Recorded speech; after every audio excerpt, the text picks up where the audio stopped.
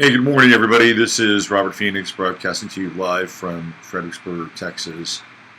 And I'm just going to wait a few moments here until all the streams sync as much as they possibly can. And let me check in with the YouTube side of things. I'm just going to do a screen refresh there. I should have a signal, test pattern signal happening. Good morning, Jennifer. Good to see you. Yeah. And let's get going. There we go. So we're almost synced to real time. And I'll just wait a few minutes for people to show up. We had a really intense storm last night. And it was almost supernatural, this storm. The day had been very calm. Probably somewhere in the 90s, low 90s, and for us at this time of year, that's relatively cool, believe it or not. And high humidity, but pretty mellow for most of the day. And right around 9:30 last night, all hell broke loose in the skies. I'm telling you, we started to get about 40, 45 mile per hour winds. Thunder, lightning, some hail, hard rain, very intense, just out of nowhere. And I think that the weather is a tad metaphorical for kind of where we are right now. And I'm just waiting for a few people to show up. Good morning, Jennifer. There's Joe, Phoebe. Good morning. Hey, Raven. Nice to see you. Mary, Isla. And everybody over on the 15-minute side, hello, good morning, nice to see you all, and have you part of this daily experience. So today, I don't have a real theme for today. I do have a theme actually, but it's not like I planned it out. Because a lot of times, before a show or the night before or during the morning, I'll get ideas, I'll pull them together, I'll create content, and then we push the button and go live. And today, this morning, was very different than other mornings, for me, at least as far as putting this show together. I went on to a message board and was cruising around to see kind of what was out there news-wise, and I found out that a very, very good, very talented, and very important researcher is dead. And that happens to be Tracy Twyman. And Tracy was a producer for Clyde Lewis for a while in his Ground Zero show. I've been on Clyde's show 3 times. The first time Tracy booked me. And I had some contact with her at times via Facebook. I wasn't that close to Tracy. But I did know her. I had spoken to her. When she had her book come out, I was very interested in having her on my show. But she was shutting it down and wasn't doing interviews. The thing with Tracy that always struck me about her was that she felt like somebody who was haunted. Like when she would do interviews, her interviews are very odd. And I've heard Tracy do great interviews. I've heard her do interviews that were just odd. Like somebody who was, not quite all there, or there was something going on in the background that she might have been very aware of. And got in the way of her being able to be a part of an interview. Anyway, so I knew Tracy. I know people that knew her better than I did, and I certainly knew of her work, which was top notch. Like she was pretty tremendous. Tracy got into nooks and crannies and places, and did things that other people just, weren't going. They weren't going there. Like one of the things that Tracy had done is she had figured out an emoji code for pedophilia.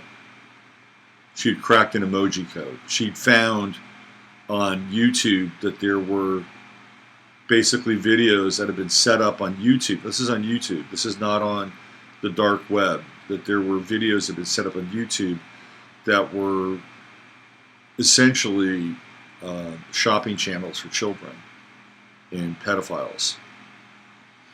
And Tracy made some so-called friends that were ultimately not her friends. And I just found out about a lot of this stuff this morning.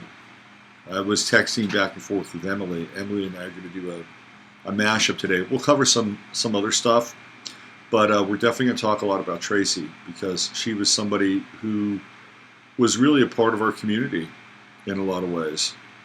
Even though she wasn't on my show, or but I was connected to her. And tomorrow's guest, my buddy Darren Williams from England, was very, very good friends with Tracy and corresponded with her frequently. And I know this has shaken Darren to the core. And it's very sad news. Very, very sad news. There's a video, I think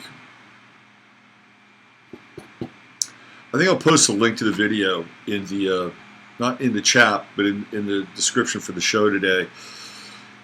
And it was, I'm not sure where it was on Tracy's timeline in terms of when she made this video, because Emily gave it to me this morning. I spent most of the morning watching and listening to this video, and it's highly disturbing.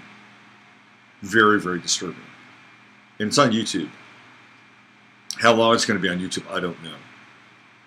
But I think what I'll do is I'll put a link to that video in the chat box, or in the show box, at the very least as some kind of offering to Tracy and her work, because this is a person that sacrificed her life to try to get people to understand and wake up to the level of complicit depravity that we're living with. And it was more than just run-of-the-mill, pedo expose. Tracy was also connecting and linking things up to demonic forces. Okay? Demonic forces. And making these connections between the two. And she was also, as a result of this, stumbling into sort of the secret world of ISPs that are hijacked and her technology being taken over. I mean, Tracy basically went into kind of a version of a living hell. And very, very sad. And it's very sad that this is a person that dedicated so much of her life to uncovering these things, only to have her life end. And of course, we're always what's the word I'm looking for? Well, Jasper, well, come over here, make the leap. Come on. Let me just see what you guys. I just lost my train of thought. Somebody sent me something. And I lost my train of thought. Isla, no. Very sorry to hear this. Sorry for your loss. Robin's YouTube channel called Maverick Star Reloaded. They found the data on the earthquake was actually an underground nuke. Yeah, I believe that. I believe it. What happened to Tracy? We don't know. We don't know. We don't know what happened to Tracy. At least, from... We can speculate. We could speculate. She was involved with some very creepy people. Not that she was, when I say involved, it wasn't like she was part of their world. Well, she was part of their world, but she wasn't participating in their world with them. What she was doing, she was uncovering their world. And there's one of the backstories is that she was connecting with this guy who was connected with Greg Carlwood from the Higher Side Chats, and apparently it was Greg's longtime buddy.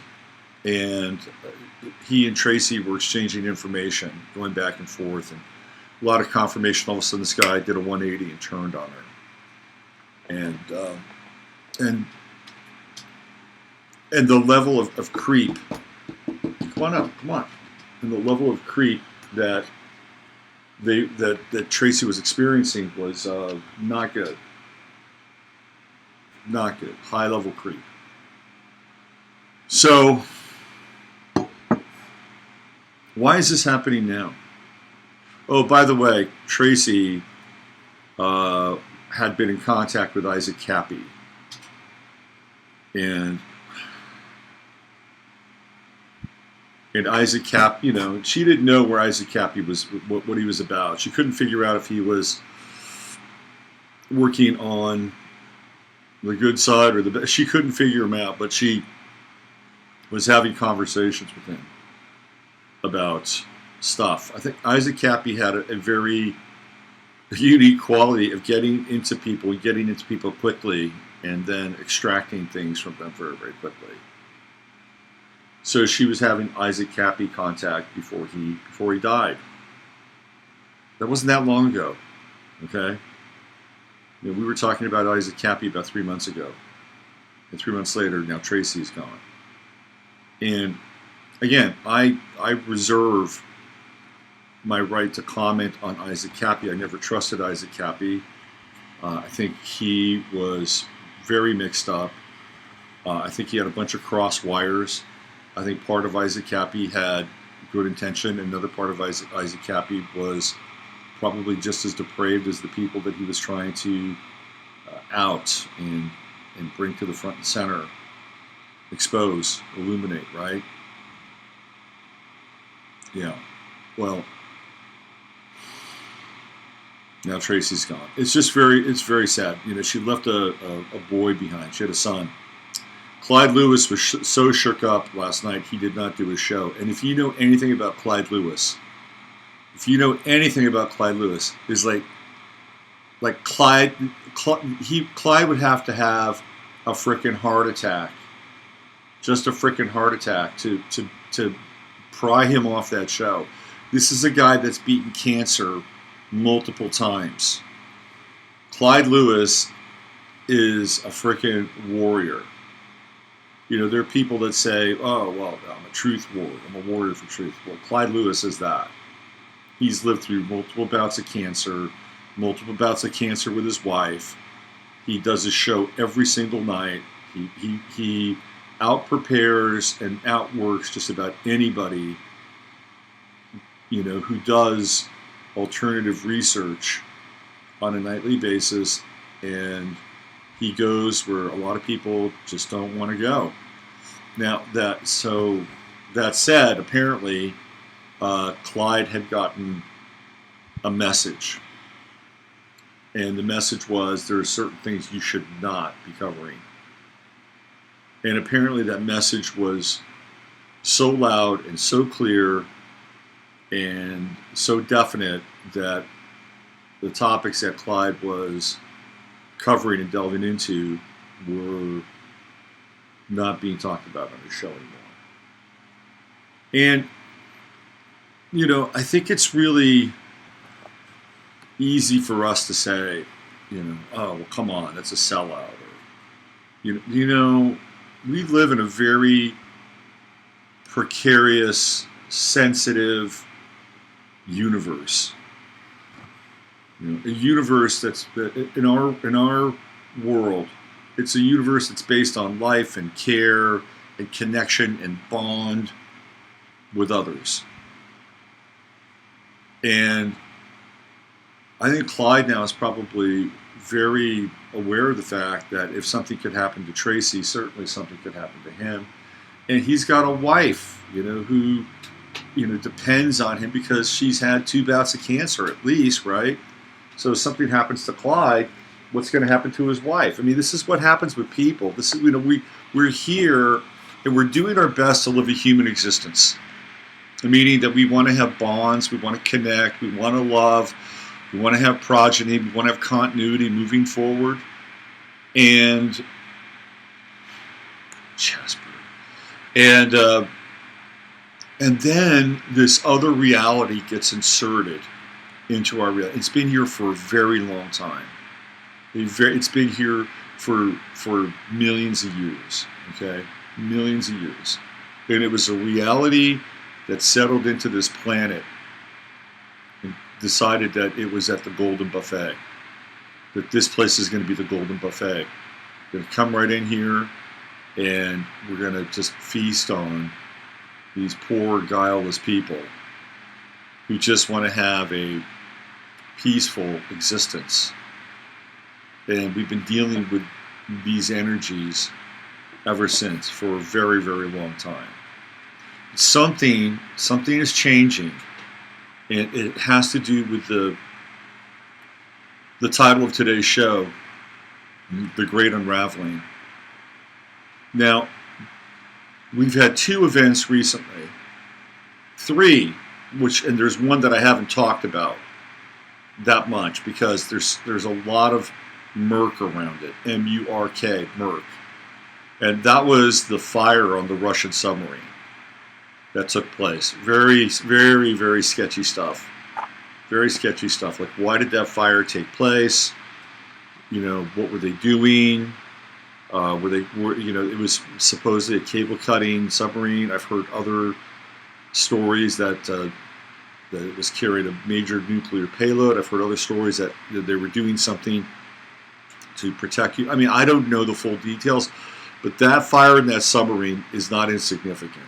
And then shortly after that fire in that submarine, we had basically what amounts to an explosion in Ridgecrest at the China Lake Naval Station. Now, there's things that are happening around that China Lake area.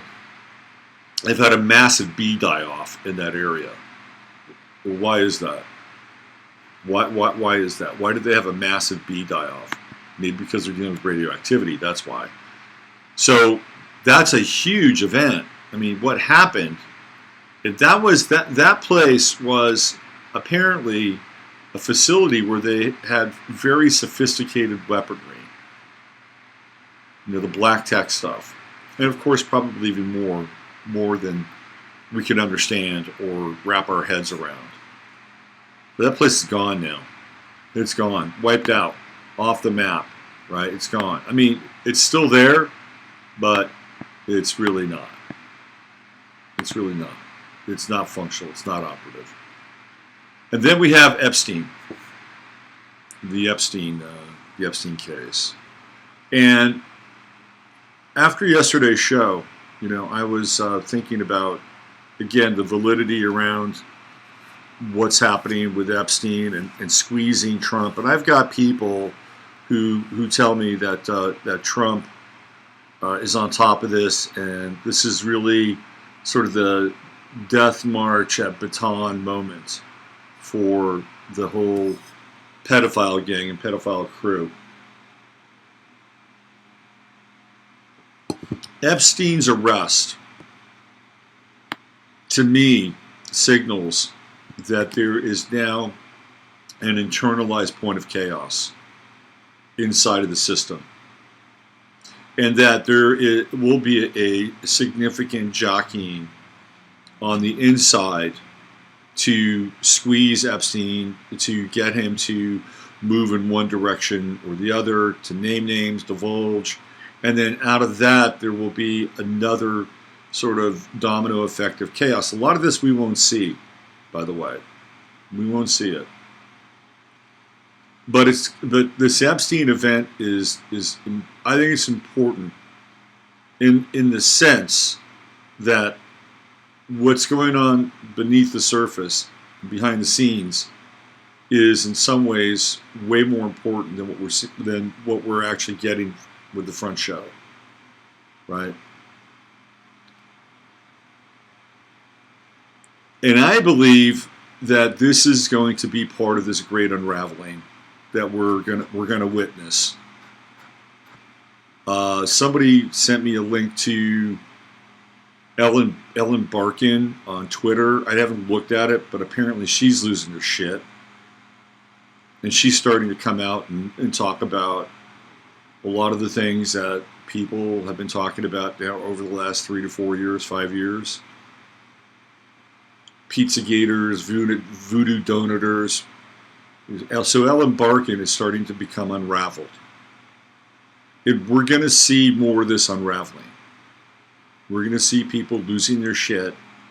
People who have been in the center, on the periphery, on the cusp, on the edge, somewhere in the middle. We're going to see people now, because what's happening is that there are people that are connected to Jeffrey Epstein, and they don't know where this is going to go, but it's going to affect their consciousness.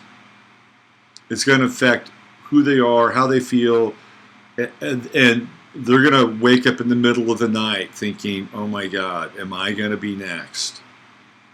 Making furious phone calls to people, on maybe their second or third cell phone. And where are we? What's going on here? Do I need to worry? What do you need from me? Those sorts of conversations. And trust me, these people, they may not appear to be human with their actions, but they're still, for the most part, wrapped in a human biocircuitry. And that can misfire and malfunction. And when people are out of their comfort zone, if they're out of their so-called space of will, whatever that is, even if it's dark, when they're out of that dark place, or when they're out of their will, people will fuck up. They'll fuck up. And then what happens is that this is basically the nature of reality that we get to experience here in this planet, this realm, is that once your field is disturbed and chaotic, guess what happens? Very quickly, events in one's life become disturbed and chaotic. And chaos, real chaos, not fake bullshit, chaos magic, chaos, comes into play. And now we're talking about this idea of logos. And logos inserts itself into the affairs of men and women. And it's like, okay, all right, you have this floating around your consciousness. You have this as part of your shadow. You have this as part of your disembodied self. Well, guess what? It gets to come back to you now. You get to see it. You get to experience it. And there's not much you can do about it. You can make all the phone calls in the world. You can get in touch with as many fixtures as possible. At the end of the day, you will have to have some kind of personal accountability with what you have dislodged and unloosed upon your reality. That's it. It's a reckoning. It's a reckoning. And that brings us into our time. And our time is a time of reckoning. We're in a time of reckoning. I've been talking about this for a while now. And I'm not going to use the kind of, biblical, Bible-thumping Christian terminology, although there can be some crossover. The reckoning is an accounting for who you are and what you've done and how you've treated people and where your spirit is. And you better hope that you can get through your reckoning now and settle up your accounts. It's very important. It's very, very important. I started to get this message last year, and it took me up until about, I'd say, December of last year for it to really start to drill home in a very personal way. Very personal way. And so I started to make some real changes to my life in terms of, my intake and just kind of, ways of looking at the world and dealing with the world and dealing with people. And I'm not perfect, and nobody is, but I got the message loud and clear that from here on out, we got to be walking the razor's edge, and we've got to be really, really living in our personal truth. And what I mean by personal truth, it's not like, well, this is my truth, and you got your truth. No, that's not that bullshit.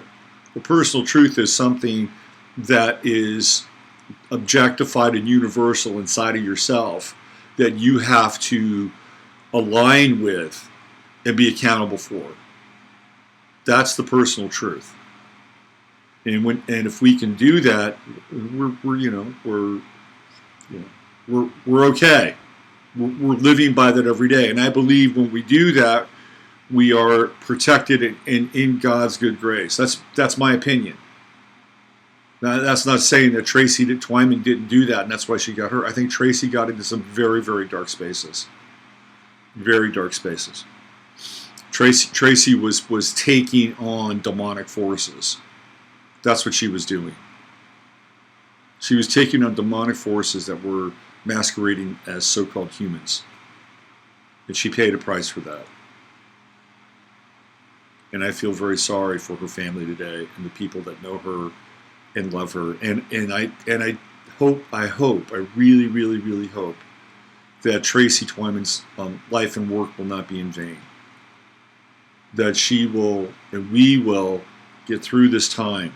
And it's almost too late now. I mean, we're in this really weird phase because, I look around and I see what's happening to the country and I see what's happening to this world, and especially in the West. And by the way, I was accused of being a racist yesterday. And, you can call me whatever you want, but I was calling out a video that I saw. And somebody tried to say that, oh, it's a bunch of bullshit, it's a lie. Look, I checked the sources on that video. I went to 3 different sources in Philadelphia. I posted the link to the video. The Philly PD posted the link. I'm not saying the PD is always correct, but I posted a link there. I wasn't making shit up, okay? I wasn't trying to frame a certain group. It's like it was such a weird comment to have in the chat room. I was like, I went back and I looked at the chat yesterday. I was like, you gotta be kidding me. Anyway, so where I'm going with this is that I think it's almost in some ways too late for the West. I think we have reached a point of forced concentration. When I say this, there's a caveat and an asterisk. Okay, we've reached a point of forced concentration where every single day, more and more people are pouring into this country, and not just from Mexico or Guatemala. Now we're getting people from Haiti that are coming through the border. We're getting people from South Central, from Sub-Saharan Africa coming through the border. It's just, it's really insane. And these people, I mean, you can take the high road. Yeah, their lives are shitty. They're, this is, maybe America's karma come home to roost. Look, we have lived to the best of our ability in this country. And we have done the best of our ability mostly with our lives. Have we squandered away some of our gifts? Maybe. Possibly. But I would say at the end of the day, most people would say, look, I gave this my best shot as being born in this country in the 20th or I guess now maybe 21st century. Although 21st century, I'm not sure they're really having these kinds of discussions yet, to be honest with you. But I guess where I'm going with this is that the two aren't necessarily connected. It's not like the karmic soul of America or the West is having to pay the price of the burden for their past sins. I don't really believe that. I don't believe that. Most people are just trying to get by, get through their lives. Meanwhile, at a very high level, a select few are running distribution chains, they're running our education networks, they're running our media, They're running our food. They're running our medicine.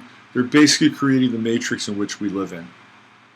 And we have done our best to get through this matrix, born into trauma. I don't know anybody that wasn't born into trauma. I know a few people had really good lives and upbringings, and they're wonderful people, by the way. But we're born into trauma, some more than others. And I don't think that the two are connected. I think what we're looking at a weaponization, and we're looking at an activation of these forces now that are concentrated, and what they want to do is they want to tear down the West. They pretty much did it already with Europe and the EU. And now they're fervently working here in this country. And we're in a war. I'm telling you, we're in a spiritual war. And when I said it's almost too late for that, the opposite side of that is that for you, the individual, it is never too late. It is never too late. And in fact, what we're experiencing now is really, again, it is the Great Awakening. It is happening. And I don't care if it's Q or, whoever is being catalyzed to wake up into this new reality, which is a very dark reality. It is happening. It's happening. So in that sense, there's a whole different kind of game going on. There's a whole different reality beginning to emerge, while on the collective front, we can see that there is an intense amount of friction taking place. I was watching Tucker Carlson last night. He called out Ilhan Omar. And Ilhan Omar called Tucker Carlson a racist pig or racist fool or something like that. And I just thought to myself, hey, look, I'm all for people expressing themselves. Yeah, but we're in dangerous territory. It's like, how could you elect somebody like this? And she probably got some things right, but you somebody who is supposed to represent the people, you just don't start slinging shit like that. It's just and I listened to Tucker Carlson. It's like, and this is some of the stuff that I've been saying, like in regards to Megan Rapinoe. And we are blessed with living in, even with all of its grand flaws, trust me, this country has a lot of flaws. And even with those flaws, in this reality, it's still one of the best places to be, period, end of story, on this planet. It still is. We have so much opportunity. We have an abundance of food. We have cheap technology. We have vast resources. By and large, people in this country tend to be decent people. It's an incredible place.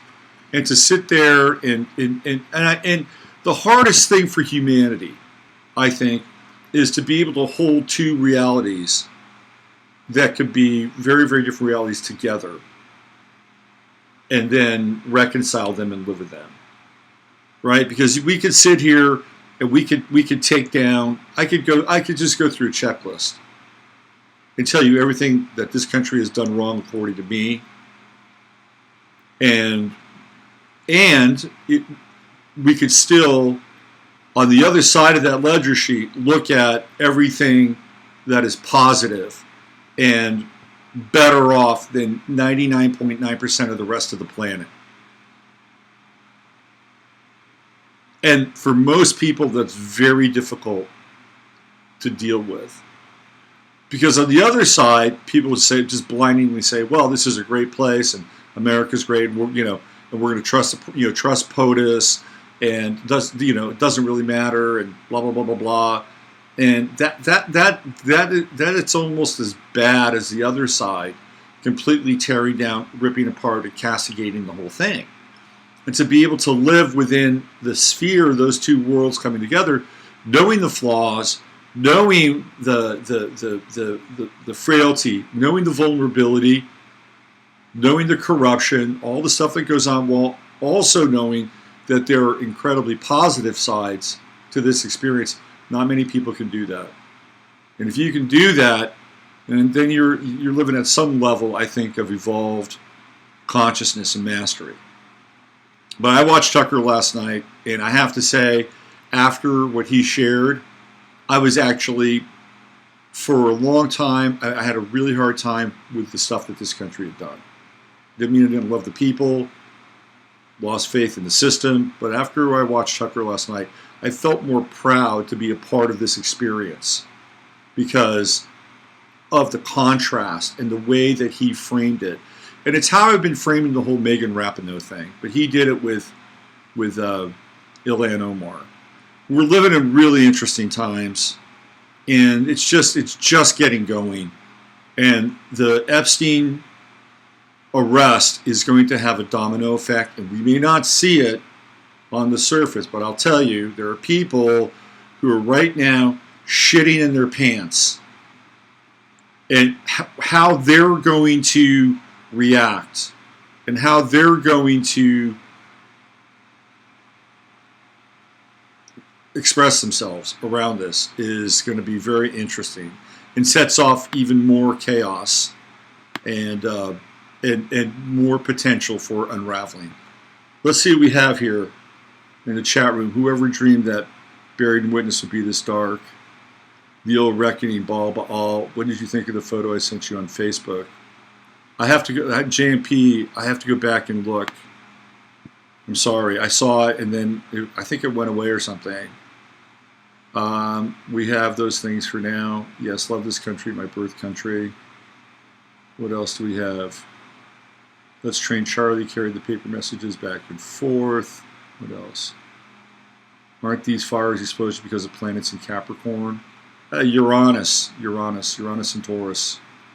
Bathman has appeared to me. He appears right before the Dark Mother. His presence instantly arouses sexual energy. Mostly he grunts a lot. Very Pan-like. Yes, they're connected. Ani says, I'm very grateful to this country for taking in my parents and people, but those were different times and exiles and different motives. Absolutely. I agree with you. So I'm going to get on out of here. I want to have a smooth ending to the show.